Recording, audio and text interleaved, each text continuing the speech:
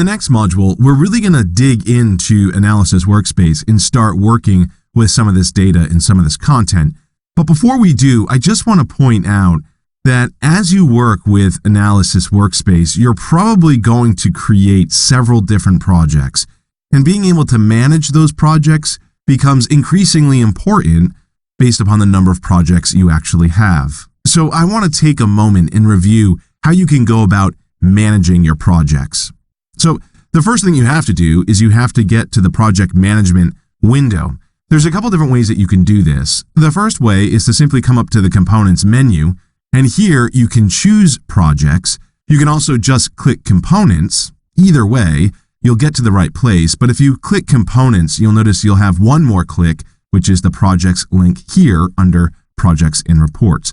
And this will bring you to the window where you can manage your projects. The other option is in the Analysis Workspace landing page. If I come back to Workspace, on the landing page, you'll notice that there's an option to manage your projects. And if you click that, again, you'll be brought to that same location.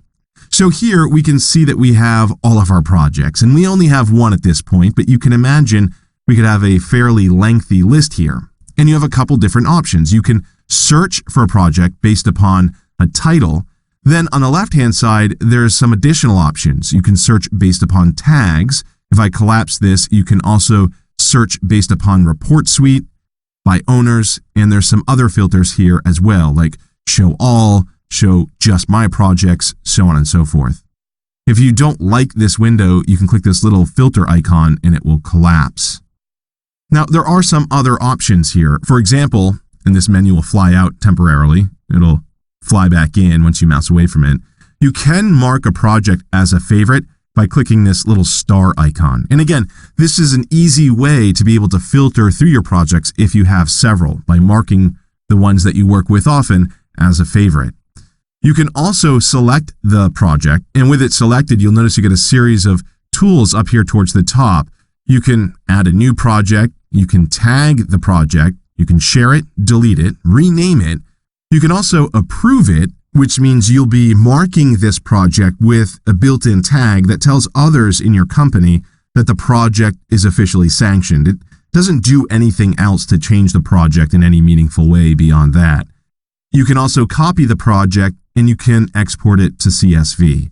Now on the right-hand side, there's a little gear icon, and if you click it, a menu will open. And this menu will just show you the column options that you have for this table. For example, if you didn't want to see favorites, you could deselect this. It's not going to remove your favorites from the list. It's just going to remove that column so you can't see the favorites column. Again, if I deselect Report Suite, it doesn't remove any projects. It just removes that information from this table. So you have a little bit of control over the data that's being presented to you within this table. Finally, if you decide that you want to open the project, all you have to do is click on it. And when you do, the project is opened again in Workspace Analysis.